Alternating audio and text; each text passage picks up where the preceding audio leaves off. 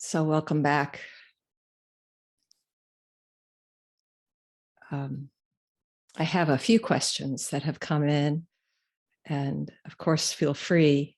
We'll see how this goes. We had an extended Q&A on Thursday night at our regular Mountain Cloud Sit, which kind of evolved out of a question from this lovely, fairly small intro class that I co-lead each week, and with one of the senior students from Mountain Cloud. And that was quite a lively exchange on Thursday. So maybe the questions were offered, the ones that are in the air. But let us look at a couple of them and then see. The first was that I had mentioned before, that the why in koans doesn't ask for a response like because. It's a pointer to a different kind of question.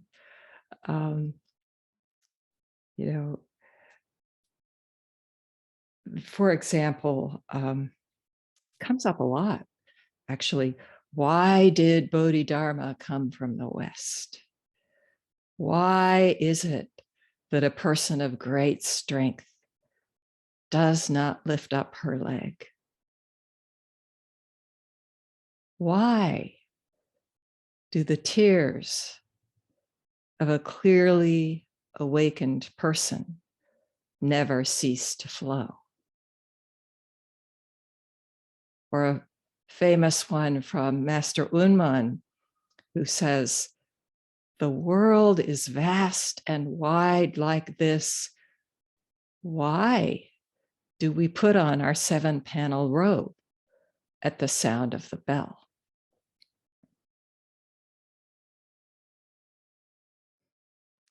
I remember my own root teacher, Ruben Habito, once saying that if the first word out of your mouth in presenting a koan is because, ding, ding, ding, ding, ding, that's it. It's not about answering a question or discursive reasoning. It's really an invitation to experience this world and show it. It's this brilliant wisdom of this language of koans. Show me.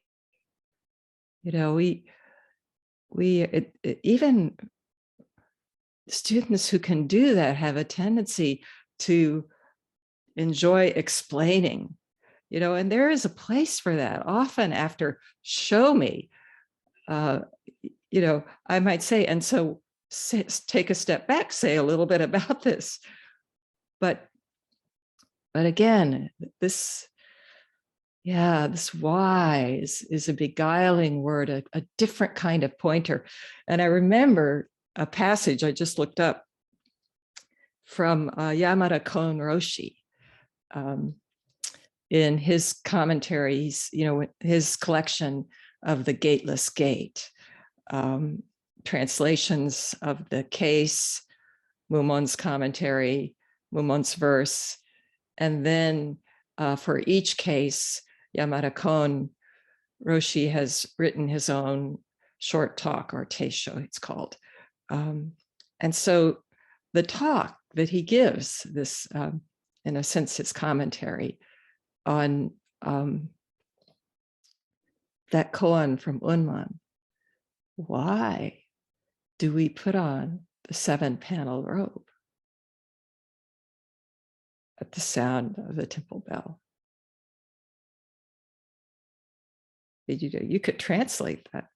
Why do you roll over and hit your phone or touch it when the alarm goes off? Why do we bow and then stand up for kinhin when the bell rings 2 times. So here is his little commentary on this. Every morning in the monastery, when the appointed time comes, the bell is rung. Upon hearing it, the monks put on their 7-panel kesa, this robe, and go to the hall to participate in the morning ceremony. But why? Ah, he writes, this why exclamation. It is the wonderful charm, the magical talisman, which brings a Zen student to enlightenment. This why is the miraculous means of putting away the why of reasoning with all its thoughts and ideas. And to pursue the why, you must surpass the why. That was his way of putting this. To really be invited into the experience. What's now? You know, I asked this question recently in a short talk. What is the present moment? Who am I? If you can really taste this now, those are not 2 questions. And some things we could say about it is it can't be divided. So ordinary dualistic language doesn't hold up. It can't explain it. It can't express it, convey it. I mean, each word is it.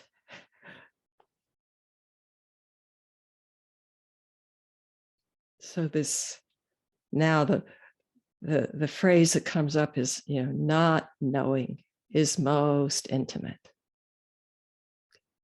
So this why, in effect, as with every koan, it's inviting us into really don't know.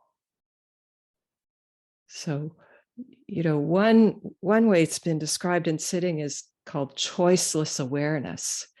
I mean, by what means would we choose? This awareness pervades, if you want to use that word for it. You know, that's what this is. That's what this is. You know, here's my awareness. And here's the present moment. This is into the sort of world of koans and the liveliness of it, and how they can, you know, kind of free us from this sort of screen or cage. So the ideas, the ways we think, our concepts, and, you know, Henry's mentioned just falling back into it.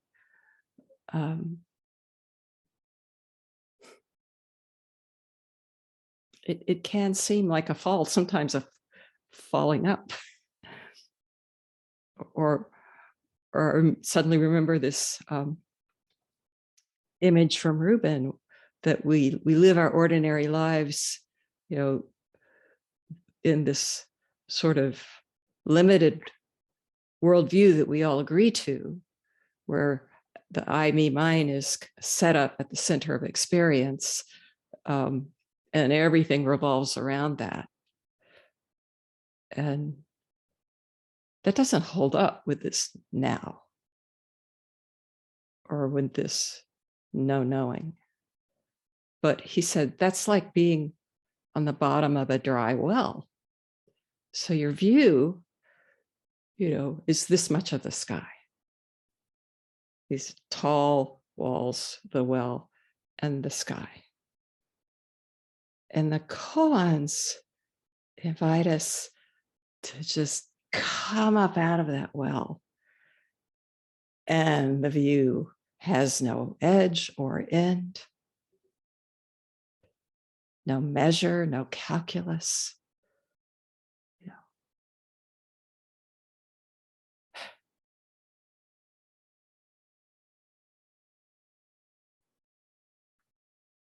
Yeah, there are many of these why koans. Sometimes I remember working on them and just in a sense, imagining it to be saying really how or what is this? Or always comes the invitation with a koan, not to think it, not to figure it, but to be it. And then what? So that was one question. Let me just check there was one about reading that I could answer forever.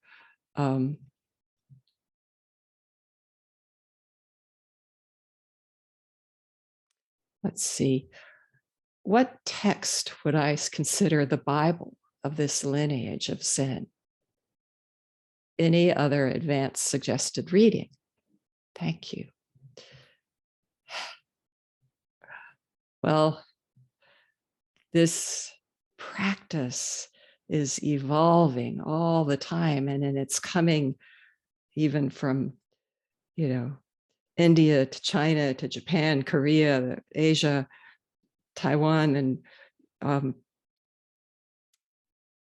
for us, this Sambo Zen has come from Japan to the West, to the United States, to Canada, and to South America. And it's changing. So I will, I, as a textual scholar, I will say the Bible is also changing, but I'm disinclined to say that there's just one text that's, the go-to that everybody should read. And even if we reinterpret it or interpret it, you have to interpret to read. But I found myself reading, as I think so many do, the 3 Pillars of Zen. When I started this practice about 30 years ago, that's still considered a classic.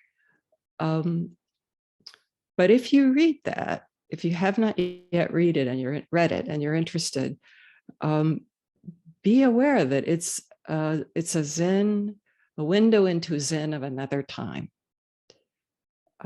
full of richness. I pick it up still from time to time.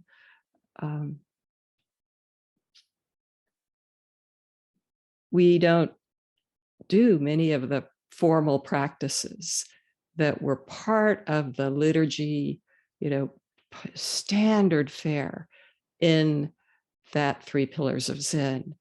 And about the first 90 pages are really a basic introduction. There are these intro to Zen lectures, Sozan no Hanashi, that were created by Harada Roshi, who's one of the founders of Sambo Zen, the teacher of Yasutani Roshi,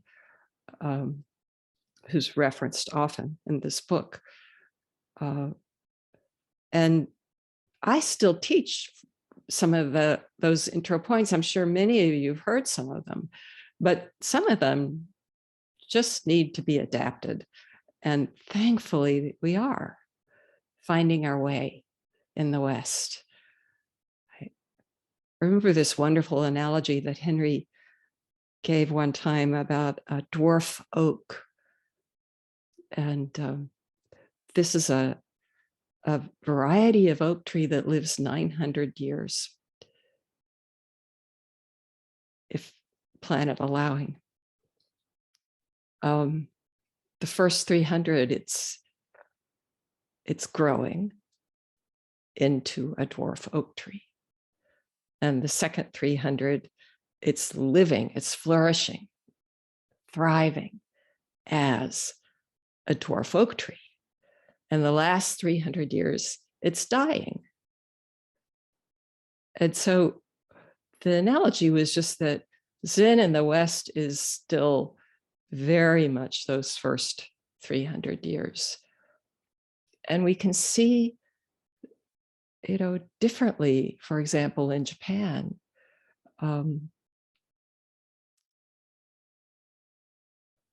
There's some question about what will happen. There is still Zen going on. The temples are mostly empty. The priests don't necessarily do zazen. They do the family business, of weddings and funerals and rituals, and it gets handed down, in the family, that role. So there's a lot of hope for what may happen in the West as we find out what this will be. Nevertheless, I recommend the 3 Pillars of Zen.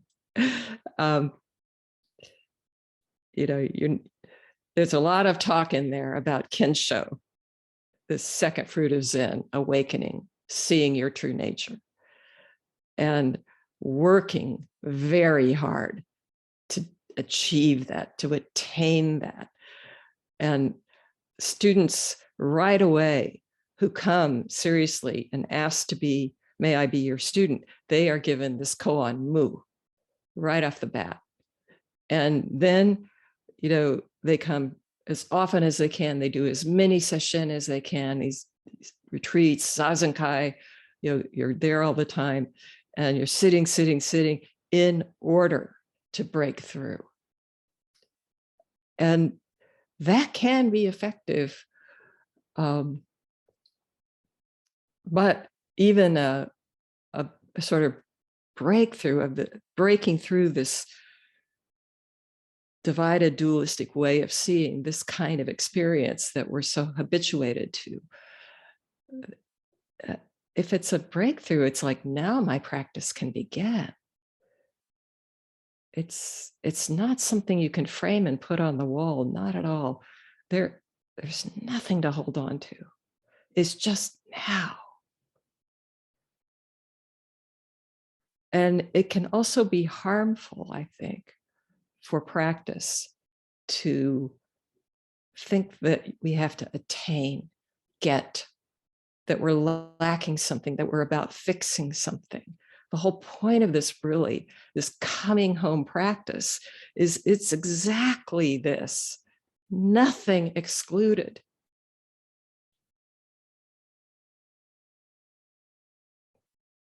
It's so true that one student asked, this question, had been reading some Dogen, and one of those why koans came up, and he reframed it. Why is it that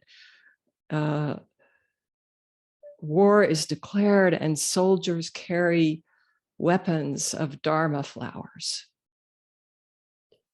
It's all Dharma, and it's one.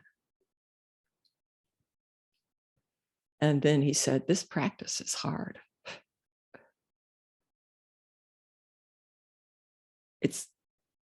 It's only when we come up against that little hair's breadth of difference, when you really fall into this heart of compassion, there is nothing excluded. And it makes it possible to be in the world, really here, witness, help in any way you can, feel what you feel, and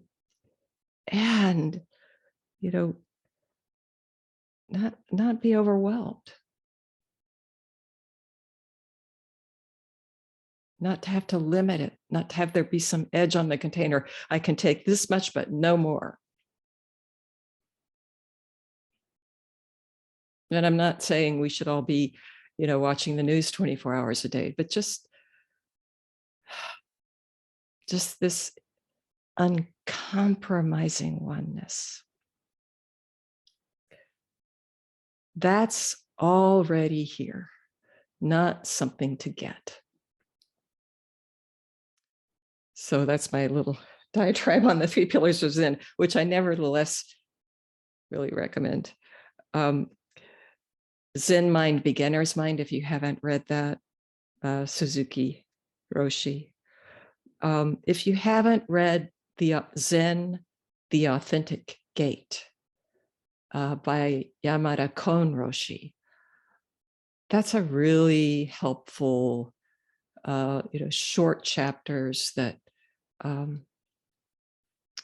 are a kind of primer in a way, but really a window into this inheritance that we've received in Sanbo Zen.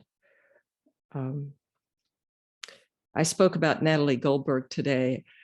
If you enjoy haiku and have not read 3 Simple Lines, it's just such a beautiful book. And actually anything by her, she's a writing master, writing teacher, and a Zen teacher. And every book I've read, whether it's about writing or Zen, it's about both. So anything, I've enjoyed them all. I'm just going to mention a few. Of course, there's Dogen, Eihei Dogen. Very difficult to just dive in and read this, tome of the Shobo Genzo. But you can read, feel free if you really want some serious study, and then consider reading 2 translations, because his language is so wonderfully complex and multivalent. Still something comes through, but Dogen will write, the sky, sky's the sky. Very evocative, but it's all sort of like that. There is an essay he's written that's widely available online, Universal Recommendations on Zazen. And you can easily search this, and there's one version where there are 6 translations, on a page side by side, sort of a graph, a chart. I like that. I just like to see the nuances, the different ways. And then, or you could just read the essay in a couple of different translations. Fukan Zazengi, but Universal Recommendations will get you there. Universal Recommendations on Zazen.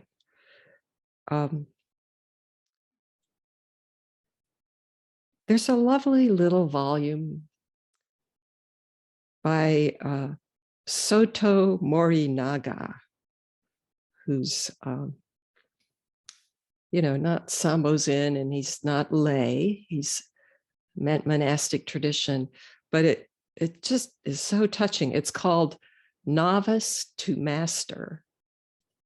And the subtitle is An Ongoing Lesson in My Own Stupidity. And yeah, I pick that up again from time to time. It's really, really enjoy it. Another book a little bit like that, except in its own very unique way, is Every Day a Good Day. You might have heard me read from that. This is 15 lessons I learned about happiness from Japanese tea culture. And it was written in Japanese and translated, so it's a little bit more expensive. You might be able to find it in another way, but I think it's about $40, which is, a lot for a book online. But I've really enjoyed it. The author is Noriko Morishita, but you would find it just with the title. There's a book that I wish, it's on my wish list. I haven't read it, by this very interesting African-American Soto Zen teacher who came out of the San Francisco Zen Center. Her name is Earthlyn Manuel, spelled like Earth, L-Y-N, Manuel.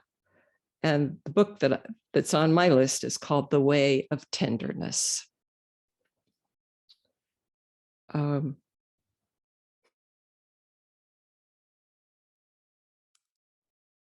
Opening the Hand of Thought, kind of a classic now.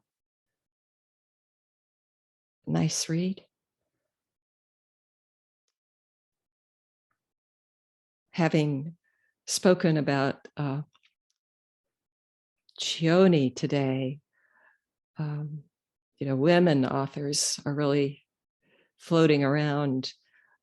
Jane Hirschfield, anything by her. She's a poet, essayist, and a long-time Zen practitioner.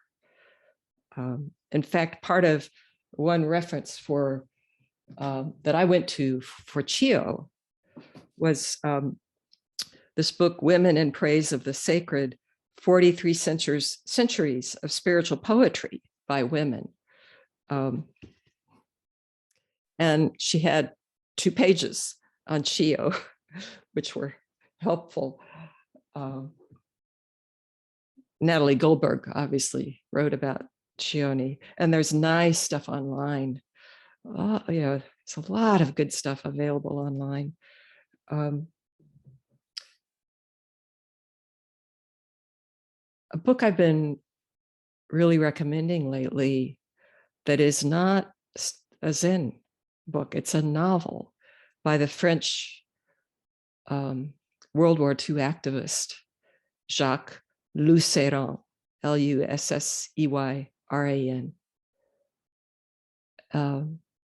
Dear friend Maria Habito gave this to me for Christmas. Said it was the most important book she read last year. It's called And Let There Be Light. And on the day after Christmas, I had a free day, and I just sat on the couch and read that book cover to cover, underlining like crazy. It's just very relevant to this Zen experience and very touching. Another book, quite of its own character, that is not a Zen book, but that I really appreciate. And I think it helps us come into this now and really taste our experience. And plus, it was just a wonderful book to read. The Sound of a Wild Snail Eating. The sound of a wild snail eating. It's so beguiling. She hears it. And anyway, Elizabeth Tova Bailey, Elizabeth Tova Bailey wrote that. I think that books by Robert Aitken are classics and helpful, clear. And I also, I like the writing of James Ishmael Ford. He wrote this little book, a memoir a while ago now, called If You're Lucky, Your Heart Will Break. And the title alone made me want to read the book. And already before reading it, I had somewhere along the line come to this sort of invitation to self.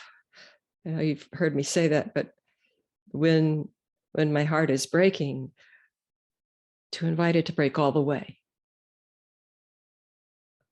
And so that happens to him in this book. And I think he describes it nicely. And I also, then one other author I just mentioned is Joan Sutherland. She writes often actually for Tricycle or Lion's Roar, but she has a little book on Vimalakirti, on the Vimalakirti Sutra. Joan Sutherland. If you're looking online, you have to put Joan Sutherland Roshi, because otherwise the famous soprano will come up all over, the wonderful Joan Sutherland. But this is a very wonderful Joan Sutherland too. And I just loved that little book. So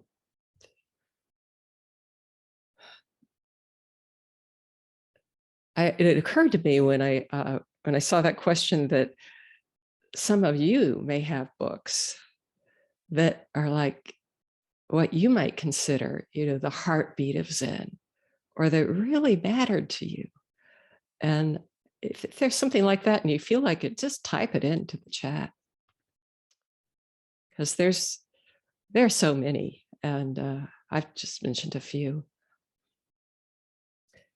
I wonder about the contrast between the major striving to attain Kinsho and the non-striving that I've heard Henry talk about in OL. How can non-striving be a skillful means? Can one deepen one's practice through non-striving, or just kind of going with the flow? Yeah. Suddenly the phrase effortless effort. And this invitation to do as little as possible. How still can I sit? Dogen calls it the still state, or mountain still sitting. And, if it's sitting with mu, there's nothing but mu. Whatever comes up is just mu. And the invitation is to just let mu pervade like ink in water that just goes through everything. Now,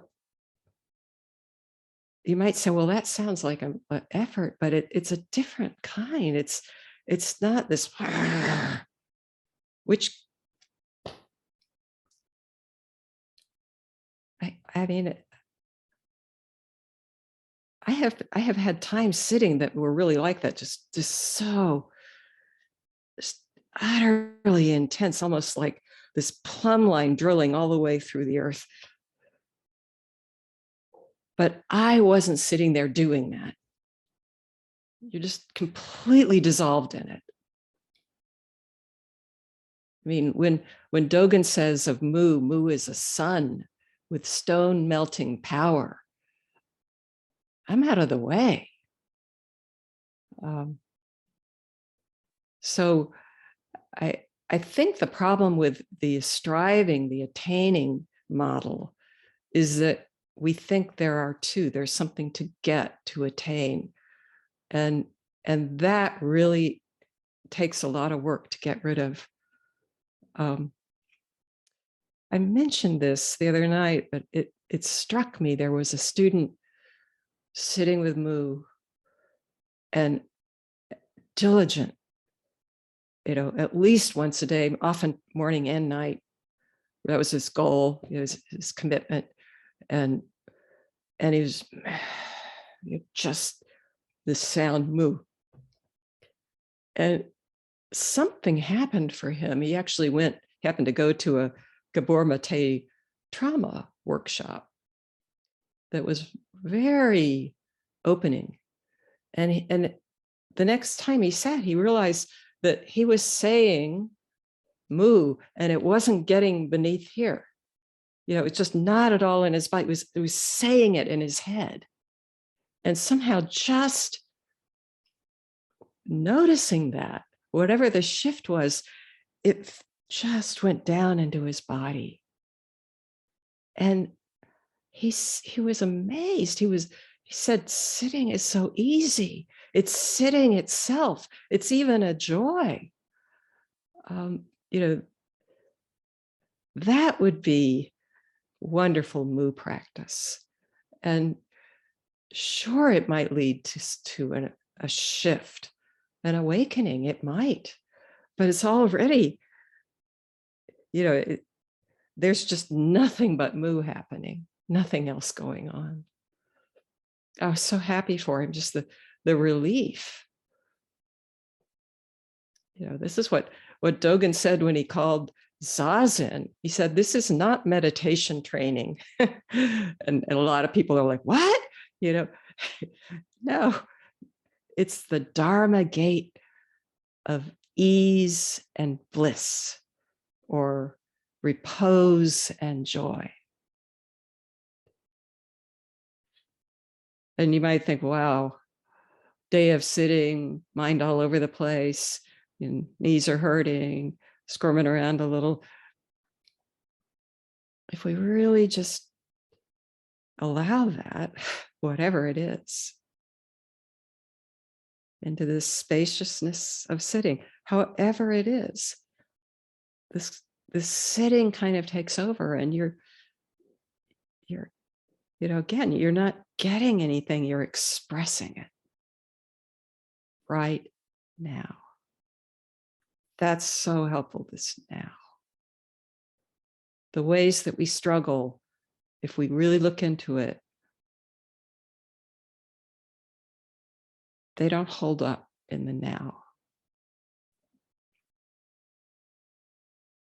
Oh, somebody's reading In Love with the World by Yange Mingyur Rinpoche.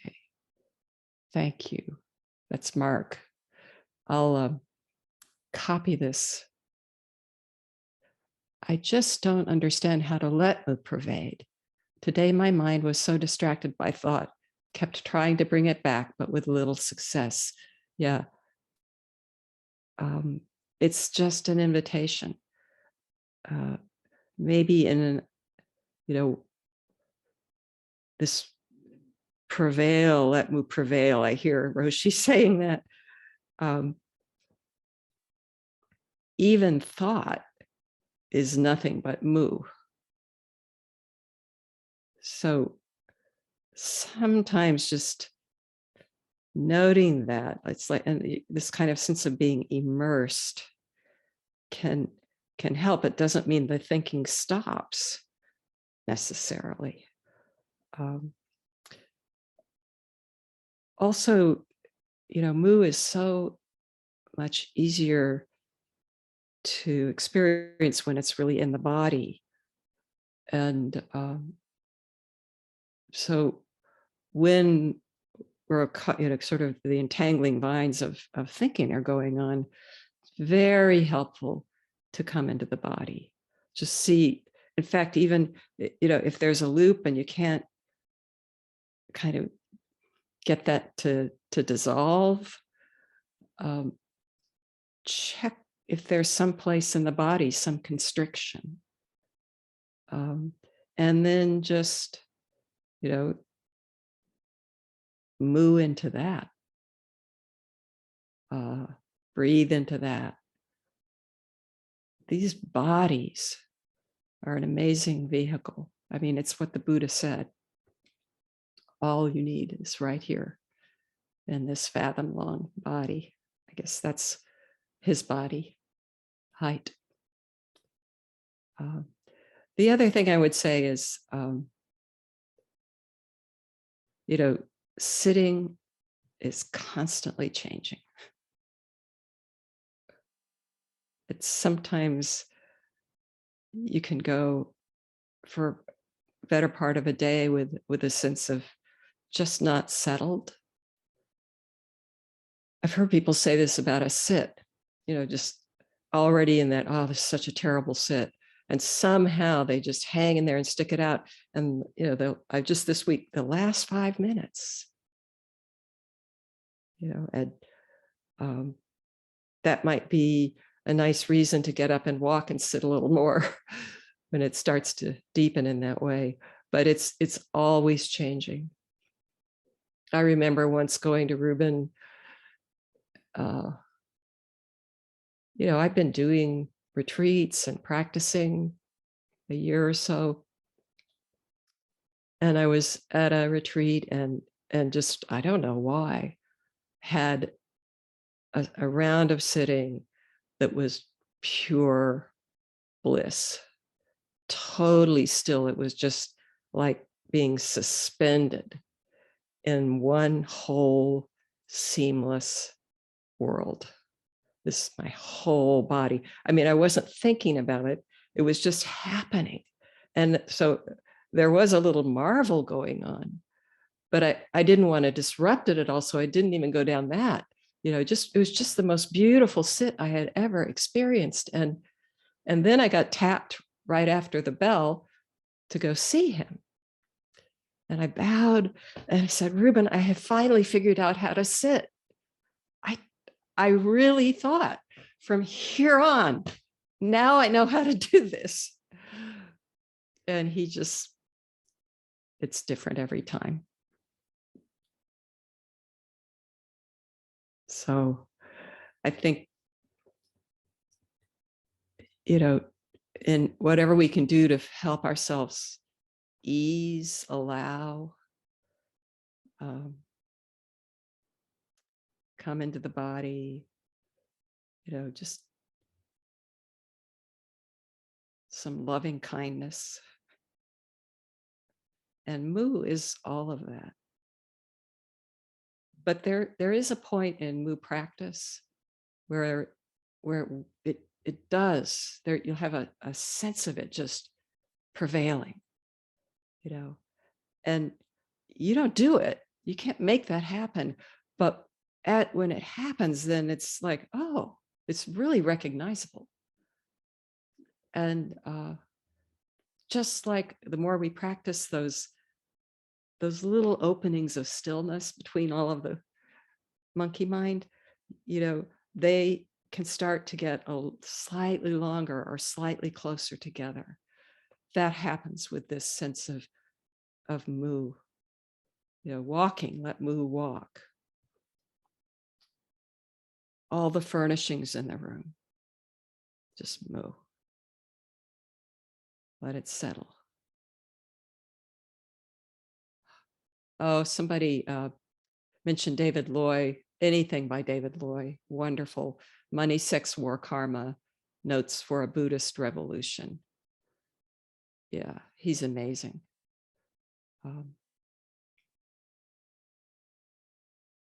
And someone mentions Charlotte Joko Beck. She was my very first reading in Zen. And I was so smitten. And I've just recently read a book published posthumously by her daughter. I can't remember. They're all Ordinary Wonder, maybe something like that. But it's a new book by Charlotte Joko Beck, and she just, they're edited chapters are each a talk that the daughter edited that had not been released before.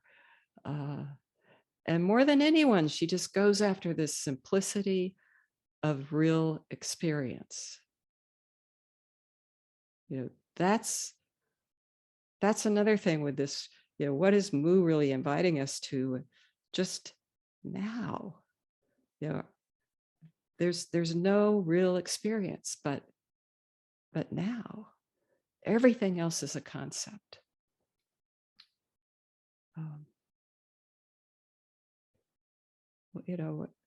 We just miss so much, and what a marvel just to have an experience.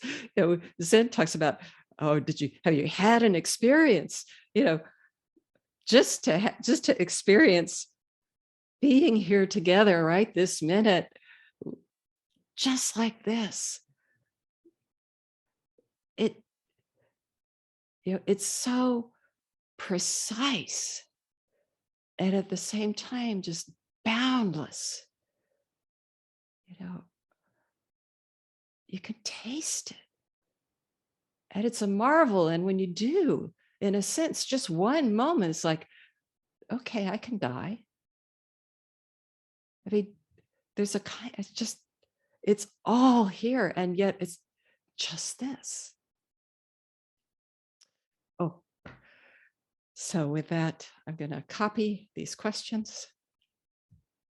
Thank you so much. And Becky, let's take a 1-minute break and then maybe have about a 20-minute set to close so there's time for some comment. Thank you all so much.